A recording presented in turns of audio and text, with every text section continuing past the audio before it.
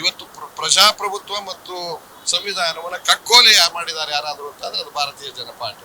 ಮತ್ತು ಸಿಬಿಐ ಎನ್ಕ್ವೈರಿನಲ್ಲಿ ಯಾವುದೇ ಹುರುಳಿಲ್ಲ, ಮತ್ತೆ ಸಾಕ್ಷಿಗಳಿಲ್ಲ. ಹಾಗಾಗಿ ಸಿಬಿಐನೇ ಕೂಡ ನೀವು ಸ್ವಲ್ಪ ಕ್ರಮ ತಗೊಳ್ತಕ್ಕಂಥದ್ದು, ಅದರ ಮೇಲೆ ಕ್ರಮ ತಗೋಬೇಕು ಅನ್ನೋ ಆದೇಶ ಕೊಟ್ಟವ್ರೆ ಅಂತಂದ್ರೆ ನೀವು ಮರ್ಯಾದೆ ಇದ್ರೆ ಸ್ವಲ್ಪ ರಾಜೀನಾಮೆ ಕೊಡಬೇಕು, ಇಲ್ಲದವ್ರು ಕ್ಷಮೆನಾದ್ರೂ ಕೇಳಬೇಕಾಗತ್ತೆ ಕೇಂದ್ರ ಆಡಳಿತ ಪಕ್ಷದಲ್ಲಿ ಯಾರಿದ್ದಾರೋ ಅವರು. ಆಮೇಲೆ ಬೇರೆ ಸಂಘ ಸಂಸ್ಥೆಗಳಿಂದ ಒಂದು ದೇಶವನ್ನು ಒಡೆದು ಆಳ್ತಕ್ಕಂಥ ಶಕ್ತಿಗಳ ಕೈಗೆ ಸಿಕ್ಕಾಕೊಂಡು ನಾವು ಸಂಪೂರ್ಣವಾಗಿ ಸೆಟ್ ಹೊಡೆದು ಎಲ್ಲ ಕಡೆಗೂ ಕೂಡ ಚುನಾವಣೆ ನಿಲ್ಲೋದಕ್ಕೆ ಪ್ರಯತ್ನ ಮಾಡ್ತೀವಿ. ತಾಲೂಕ್ ಪಂಚಾಯತಿಯಿಂದ ಹಿಡಿದು ಮಹಾನಗರ ಪಾಲಿಕೆವರೆಗೂ, ಬೆಂಗಳೂರು ಮಹಾನಗರ ಪಾಲಿಕೆ. ಒಳ್ಳೆ ಪ್ರಾಮಾಣಿಕ ರಾಜಕಾರಣ ಬಂದರೆ ನಮ್ಮ ಒಂದು ಏನು ಪರಂಪರಾನುಗತ ರಾಜಕಾರಣಕ್ಕೆ ಅಡೆತಡೆ ಉಂಟಾಗ್ತದೆ. ಯಾಕಂದರೆ ಆ ಪಾರ್ಟಿಗಳಿಗೆ ಜಾತಿ, ಮತ, ಕೋಮು ಇಂಥದ್ದು ಇಂಪಾರ್ಟೆಂಟು. ಗುಜರಾತಲ್ಲಿ ಮತ್ತು ಪಂಜಾಬ್ನಲ್ಲಿ ಗೆದ್ದ ನಂತರ ಈ ಒಂದು BJPಯ ಕೆಂಗಣ್ಣಿಗೆ ಗುರಿಯಾಗ್ತದೆ. ಯಾಕಂದರೆ BJPಗೆ ಕಾಂಗ್ರೆಸ್ಸನ್ನು ಮುಗಿಸ್ಬೇಕಾಗಿತ್ತು. ಈ ಪಕ್ಷವನ್ನು ನಾವು ಮುಗಿಸ್ತಾ ಇದ್ದರೆ ನಮಗೆ ಮುಂದಿನ ದಿವಸದಲ್ಲಿ ನೆಲೆ ಇಲ್ಲ ಅಂತೇಳಿ RSSನ ಒಂದು ಕುತಂತ್ರ ಮತ್ತು ರಾಷ್ಟ್ರೀಯ ಪಕ್ಷ ಅಂತ ಏನು ಹೇಳ್ಕೊತಾರೆ BJPಗೆ. ಇವತ್ತು ಹಿಂದುತ್ವ ಅನ್ನೋ ಒಂದು ಪಕ್ಷ, ಹಿಂದುತ್ವ ಅನ್ನೋದನ್ನು ಬಿಟ್ಟರೆ ಅವರಿಗೆ ಅಭಿವೃದ್ಧಿ ಅನ್ನೋ ಚಿಂತನೆ ಇಲ್ಲ. ಭಾರತೀಯ ಜನತಾ ಪಕ್ಷ, ಅರವಿಂದ್ ಅವರು ಮತ್ತು ಅಮಿತ್ ಶಾ ಕುತಂತ್ರ ರಾಜಕಾರಣಿ. ಜನಸಾಮಾನ್ಯರು ಅರ್ಥ ಮಾಡ್ಕೊಬೇಕು. ಇಂಥ ಕುತಂತ್ರಿ ಪಕ್ಷಗಳಿಗೆ, ಇಂಥ ಜನಸಾಮಾನ್ಯರ ಮೇಲೆ ಹೊರೆ ಹಾಕುವಂಥ ಪಕ್ಷಗಳನ್ನು ಒದ್ದು ಓಡಿಸಿ ಎಲ್ಲ ಜನ ಸಹಕಾರ ಕೊಡಬೇಕು, ಬೆಂಬಲ ಕೊಡಬೇಕು. ಒಂದು ಬಾರಿ ಅವಕಾಶ ಕೊಟ್ಟು ನಮ್ಮ ಪಕ್ಷವನ್ನು ಪರಿಶೀಲನೆ ಮಾಡಲಿ ಅಂತ ನಾನು ಕೇಳೋದಕ್ಕೆ ಇಷ್ಟಪಡ್ತೀನಿ ಸರ್.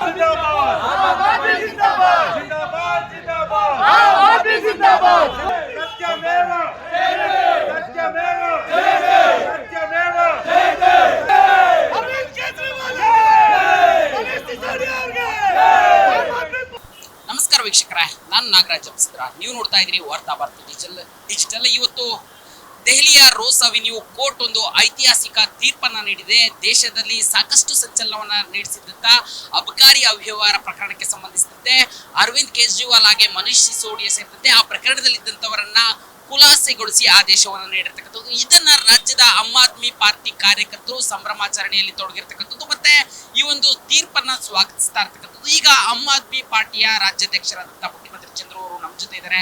ಅವರನ್ನ ಕೇಳೋಣ ಈ ಒಂದು ತೀರ್ಪಿನ ಬಗ್ಗೆ ಏನ್ ಹೇಳ್ತಾರೆ. ಸರ್, ತೀರ್ಪು ಇವತ್ತು ಕೊಟ್ಟಿರ್ತಕ್ಕಂಥದ್ದು, ಇದ್ರ ಬಗ್ಗೆ ನೀವೇನ್ ಹೇಳ್ತೀರಿ? ಮೊದಲನೇದಾಗಿ ಆ ಕೋರ್ಟ್ ನಲ್ಲಿ ತಡವಾದ್ರೂ ಕೂಡ 6 ವರ್ಷಗಳ ಹಿಂದೆ ಇದು ಶುರುವಾಗಿದ್ದಂತ ಹಗರಣ, ಅದು ಏನು ಪಿತೂರಿ ಮಾಡಿ ಕುತಂತ್ರದಿಂದ ನಮ್ಮ ತೇಜೋವಧೆ ಮಾಡಬೇಕು ಅಂತ ಮೋದಿ ಸಾಹೇಬರು ಮತ್ತು ಶಾ ಭಾರತೀಯ ಜನತಾ ಪಾರ್ಟಿ ಮಾಡಿದ ಪಿತೂರಿ ನಿಮಗೆಲ್ಲ ಇವತ್ತು ಬಯಲಾಗ್ತಾ ಇದೆ. ಅದಕ್ಕೆ ಅವರಿಗೆ ಧನ್ಯವಾದಗಳನ್ನು ಅರ್ಪಿಸಬೇಕಾದ ನಮ್ಮ ಕರ್ತವ್ಯ ಕೋರ್ಟ್ನವರಿಗೆ. ಸತ್ಯಕ್ಕೆ ಯಾವತ್ತಿದ್ರು ಜಯ ಸಿಕ್ಕಿರ್ತೈತೆ. ಸತ್ಯ ಗೆದ್ದಿದೆ. ಸತ್ಯ ಏನಂದ್ರೆ ಭ್ರಷ್ಟಮುಕ್ತ ಸರ್ಕಾರ, ಬೇಸಿಕ್ ನೀಡ್ಸು, ಆರೋಗ್ಯ ಮತ್ತು ಶಿಕ್ಷಣ, ಉದ್ಯೋಗ ಇವೆಲ್ಲ ಕೊಡಬೇಕು ಅಂತ ಅಧಿಕಾರಕ್ಕೆ ಬಂದಂತ ನಮ್ಮ ಪಕ್ಷ ಅದೇ ಧ್ಯೇಯದಲ್ಲಿ ನಾವು ಮಾಡ್ತಾ ಇದ್ರು ಕೂಡ ಇಲ್ಲಿ ಆಡಳಿತ ಮಾಡ್ತಕ್ಕಂಥ ಭಾರತೀಯ ಜನತಾ ಪಾರ್ಟಿ ಮೂಲಭೂತವಾಗಿ ಇವತ್ತು ಹಿಂದೆ ಕಾಂಗ್ರೆಸ್ ಸರ್ಕಾರವೂ ಕೂಡ ಇದಕ್ಕೆ ಕೈ ಜೋಡಿಸಿತ್ತು. ಈ ಕೇಸನ್ನ ಹಾಕ್ಬೇಕಾದ್ರೆ ಕಾರಣ ಏನಂದ್ರೆ ಕಾಂಗ್ರೆಸ್ನವರು ಇದ್ರ ಮೇಲೆ ಅಪಪ್ರಚಾರ ಮಾಡಿ ಅವತ್ತಿನ ಗವರ್ನರ್ಗೆ ಕೊಟ್ಟು ಕಂಪ್ಲೇಂಟ್ ಮಾಡಿದ್ರು.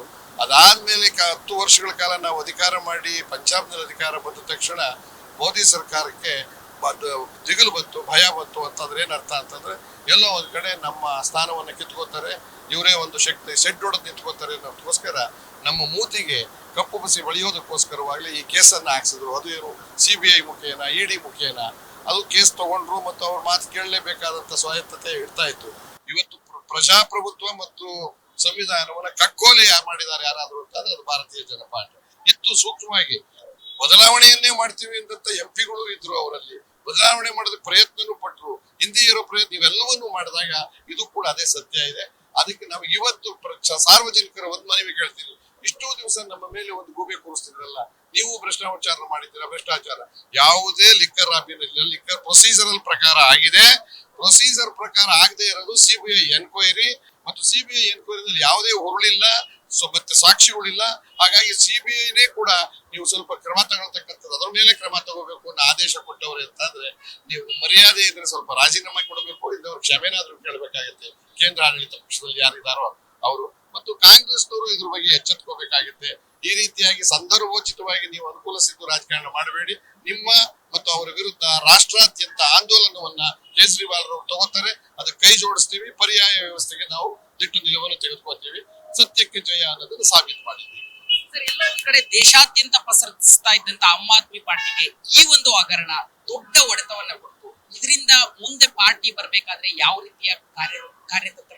ಈಗ ಯಾವ ಪಾರ್ಟಿಯಿಂದ ನಮಗೆ ಇಕ್ಕಟ್ಟಾಗಿದೆ, ಯಾವ್ಯಾವ ಪಾರ್ಟಿಗಳಿಗೆ ಬೆಂಬಲ ಸೂಚಿಸುದು, ಇದರ ಕಾಂಗ್ರೆಸ್ ಆರ್ ಬಿಜೆಪಿ ಮೇಜರ್ ಆಗಿ ಪ್ರಬಲವಾದಂತ ದುಡ್ಡಿರ್ತಕ್ಕಂಥ ಶಕ್ತಿ ಇರ್ತಕ್ಕಂಥವ್ರು, ದುಡ್ಡಿನಲ್ಲೇ ರಾಜಕಾರಣ ಮಾಡ್ತಕ್ಕಂಥದ್ದು, ಆಮೇಲೆ ಇಡಿ ಬಿಡಿ ಸಿಡಿದೆಲ್ಲ ಕೊಳೆದು ದುಡ್ಡು ಕಲೆಕ್ಟ್ ಮಾಡ್ಕೊಳ್ತಕ್ಕಂಥದ್ದು, ಅವ್ಯವಹಾರವಾಗಿ ಬಾಂಡ್ ಹೆಸರಿನಲ್ಲಿ ಸಾವಿರಾರು ಕೋಟಿಯನ್ನು ದುಡ್ಡು ದುಡ್ಡಿನ ಶಕ್ತಿ, ಆಮೇಲೆ ಮಸಲ್ ಪವರ್ ಅಂತ ಅಂತೀವಲ್ಲ ಆ ಶಕ್ತಿ, ಕೋಮು ಶಕ್ತಿ, ಆಮೇಲೆ ಬೇರೆ ಸಂಘ ಸಂಸ್ಥೆಗಳಿಂದ ಒಂದು ದೇಶವನ್ನು ಒಡೆದು ಆಳ್ತಕ್ಕಂಥ ಶಕ್ತಿಗಳ ಕೈಗೆ ಸಿಕ್ಕಾಕೊಂಡ್ಬಿಟ್ಟಿದೆ. ಇದ್ರ ಜೊತೆ ಜನಸಾಮಾನ್ಯರ ಪಕ್ಷದಲ್ಲಿ ದುಡ್ಡಿಲ್ಲದೆ ಇದ್ರು ಕೂಡ ಪ್ರಾಮಾಣಿಕವಾಗಿ ನಿಮ್ ಸೇವೆ ಮಾಡ್ತೀವಿ ಅಂತ ಹೇಳ್ಕೊಳ್ಳೋದು ಸುಲಭ ಇಲ್ಲ. ಅದಕ್ಕೆ ಇದು ಪೂರಕವಾಗಿ ಕೋಟ್ಯಾಂತರ ರೂಪಾಯಿ ಡೊನೇಷನ್ ನಮ್ಗೆ ಯಾರು ಕೊಟ್ಟಿದ್ದಾರೆ ಈಗ ಅಂತ ಅಂದ್ರೆ ಈ ತೀರ್ಪು ಕೊಟ್ಟಿದೆ. ಹಣ ಅಂದ್ರೆ ಹಣದ್ದಲ್ಲ, ಹಣದ ರೀತಿಯಲ್ಲಿ ನಮಗೆ ಒಂದು ಸಹಕಾರ ಕೊಟ್ಟವ್ರೆ. ಆ ಶಕ್ತಿ ನಮಗೆ ಸಾಕು, ಇವ್ರನ್ನ ನಾವು ಸದೆ ಬಡಿಯೋದು. ಜಿಬಿಎ ಚುನಾವಣೆ ರಾಜ್ಯದಲ್ಲಿ ಬರ್ತಾ ಇದೆ. ಈ ಒಂದು ಜಿಬಿಎ ಚುನಾವಣೆ ಬೆಂಗಳೂರಲ್ಲಿ ಬರ್ತಾ ಇದೆ. ಇದಕ್ಕೆ ಸಂಬಂಧಿಸಿದಂತೆ ಈ ಒಂದು ತೀರ್ಪು ಏನಾದ್ರು ಪರಿಣಾಮವನ್ನ ಬೀರುತ್ತೆ ಬೆಂಗಳೂರಿನ ಮಟ್ಟಿಗೆ? ಬಹುತೇಕ ಬೀಳುತ್ತೆ. ಯಾಕಂದ್ರೆ ಯಾವುದೇ ಒಂದು ಘಟನೆ ರಾತ್ರೋರಾತ್ರಿ ಅದು ಬದಲಾವಣೆ ಆಗೋದಿಲ್ಲ. ದೊಡ್ಡ ಕ್ರಾಂತಿ ಆಗಿದೆ. ದೊಡ್ಡ ಕ್ರಾಂತಿ ಆಗಿದ್ದು ನಮಗೆ ಡೆಲ್ಲಿನಲ್ಲಿ 2012 ಅಲ್ಲಿ. ಆ ತರದ ಕ್ರಾಂತಿ ಆಗದೆ ಇದ್ರು ಕೂಡ ಅದ್ರ ಎಫೆಕ್ಟ್ ಅಂತೂ ಇರುತ್ತೆ. ಎಲ್ಲೋ ಒಂದ್ ಕಡೆ ಸಾರ್ವಜನಿಕರು ಯೋಚನೆ ಮಾಡ್ತಾರೆ, ಇದು ಇಷ್ಟು ವರ್ಷದಿಂದ ನಾವು ಇವ್ರನ್ನ ಸಾಕೊಂಡು ಬಂದಿದ್ದೀವಿ, ಇವ್ರ ಕುಟುಂಬದವ್ರು ರಾಜಕಾರಣ ಮಾಡ್ಕೊಳ್ಳಿಕ್ಕೆ, ಇವ್ರ ಆಸ್ತಿ ಮಾಡ್ಕೊಳ್ಳಿಕ್ಕೆ, ಇವ್ರ ದುಡ್ಡು ಮಾಡ್ಕೊಳ್ಳಿಕ್ಕೆ ಎರಡೂ ಪಾರ್ಟಿಗೆ ಓಟ್ ಹಾಕ್ಬೇಕಾಗಿದ್ಯಾ, ಬೈದಲ್ ಬದುಕಬೇಕಾಗಿದ್ಯಾ, ಗುಲಾಮ್ಗಳು ಬದುಕು ಅನ್ಸಿದೆ. ಹಾಗಾಗಿ ಇದು ಎಫೆಕ್ಟ್ ಆಗುತ್ತೆ. ನಾವು ಸಂಪೂರ್ಣವಾಗಿ ಸೆಟ್ ಹೊಡೆದು ಎಲ್ಲ ಕಡೆ ಕೂಡ ಚುನಾವಣೆ ನಿಲ್ಲಕ್ಕೆ ಪ್ರಯತ್ನ ಮಾಡ್ತೀವಿ. ತಾಲೂಕ್ ಪಂಚಾಯತಿಯಿಂದ ಹಿಡಿದು ಮಹಾನಗರ ಪಾಲಿಕೆವರೆಗೂ, ಬೆಂಗಳೂರು ಮಹಾನಗರ ಪಾಲಿಕೆ ಈಗಾಗಲೇ ತಯಾರಿ ಆಗ್ತಾ ಇದ್ದೀವಿ. ನಮ್ಗೆ ಒಂದ್ ಸ್ವಲ್ಪ ದೊಡ್ಡ ಟಾನಿಕ್ ಸಿಕ್ತಿ ಈಗ ಇವತ್ತಿನಿಂದ. ಅದಕ್ಕೆ ನಮ್ಗೆ ಶಕ್ತಿ ಸಿಕ್ಕಿದೆ. ಮಾತು ಸಾಕು, ನಮಗೆ ನಮ್ಮ ನೀತಿ ಸಾಕಾಗಿದೆ. ಇವತ್ತು ಹೇಳಿದ್ರಲ್ಲ, ಇದು ಮುಖ್ಯಮಂತ್ರಿ ಚಂದ್ರು ಅವರ ಮಾತು. ಏನು ಅವರ ವಿರುದ್ಧ ಮಾಡಿದಂತ ಷಡ್ಯಂತ್ರಗಳು ಎಲ್ಲವೂ ವಿಫಲ ಆಗಿದೆ.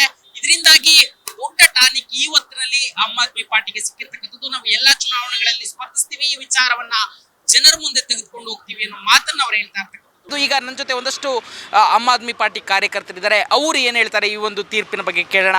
ಸರ್, ಏನು ಇವತ್ತು ಅರವಿಂದ್ ಕೇಜ್ರಿವಾಲ್ ಮತ್ತೆ ಮನೀಶ್ ಸಿಸೋಡಿಯಾ ಅವರನ್ನ ನಿರಪರಾಧಿಗಳು ಅಂತೇಳಿ ಕೋರ್ಟ್ ಖುಲಾಸೆ ಮಾಡಿರ್ತಕ್ಕಂಥದ್ದು, ಇದನ್ನ ಹೇಗೆ ವಿಶ್ಲೇಷಣೆ ಮಾಡಿ? ನಿಜಕ್ಕೂ ತುಂಬ ಸಂತೋಷ ಆಗಿದೆ. ಯಾಕಂತ ಹೇಳಿದ್ರೆ ಇವತ್ತು ದೇಶದಲ್ಲಿ ಒಂದು ಪ್ರಾಮಾಣಿಕ ರಾಜಕಾರಣವನ್ನು ಇಟ್ಕೊಂಡು ಒಬ್ಬ ಜನಸಾಮಾನ್ಯ ಒಂದು ಏನು ಭ್ರಷ್ಟಾಚಾರ ವಿರುದ್ಧ ಭಾರತ ಅಂತಕ್ಕಂಥ ಆಂದೋಲನದಿಂದ ಒಂದು ಪಕ್ಷವನ್ನು ಕಟ್ಟಿ 10 ವರ್ಷದ ಅವಧಿಯಲ್ಲಿ ಒಂದು ರಾಷ್ಟ್ರೀಯ ಪಕ್ಷವನ್ನಾಗಿ ಈ ಒಂದು ಆಮ್ ಆದ್ಮಿ ಪಾರ್ಟಿಯನ್ನು ಬೆಳೆಸಿದಂತಹ ನಾಯಕ ಅರವಿಂದ್ ಕೇಜ್ರಿವಾಲ್ ಅವರು.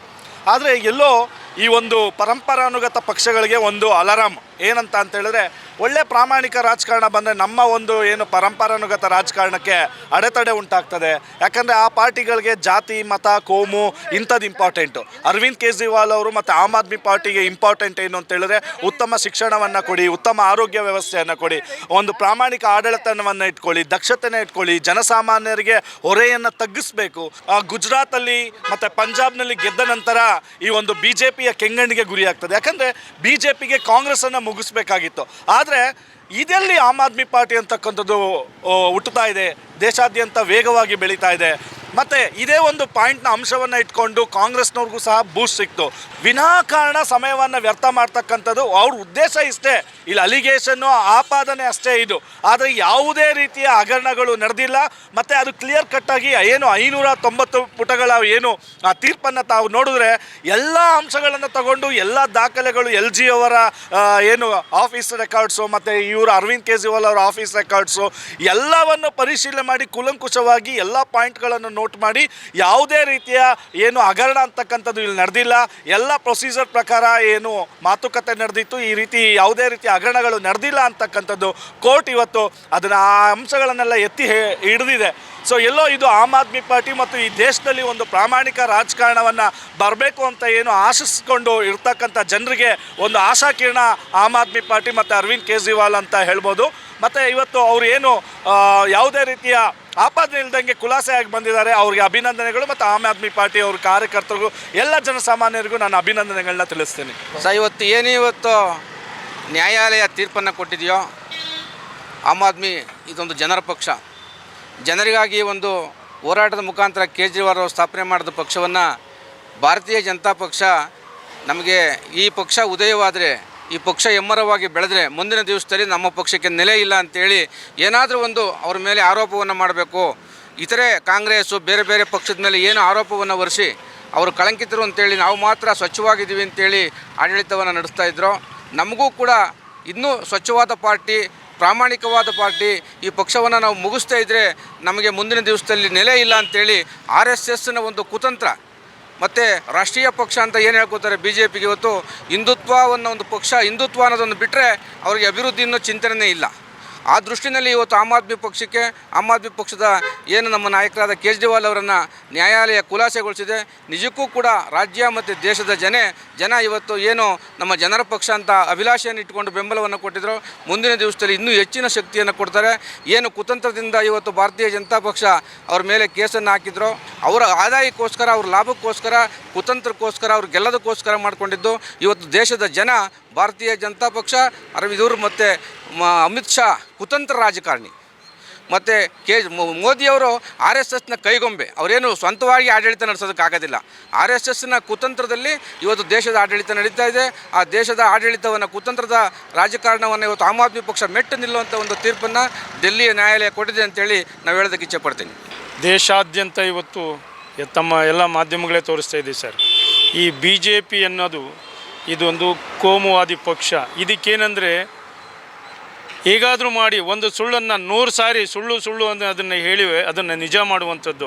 ಅಂದರೆ ಅಬಕಾರಿ ಹಗರಣದಲ್ಲಿ ಕೇಜ್ರಿವಾಲ್ರವರ ಪಾತ್ರ ಇಲ್ಲದೇ ಇದ್ರೂ ಅವ್ರ ಮೇಲೆ ಗೂಬೆ ಕೂರಿಸಿ ಈಗ CBI ED ಇವುಗಳನ್ನು ದುರ್ಬಳಕೆ ಮಾಡಿಕೊಂಡು ಜನತಂತ್ರ, ಈ ರಾಜಕೀಯದಲ್ಲಿ ಬೇಳೆ ಬೇಯಿಸ್ಕೊಳ್ಬೇಕು ಅಂತ ಮಾಡಿದಂಥ ಕುತಂತ್ರ.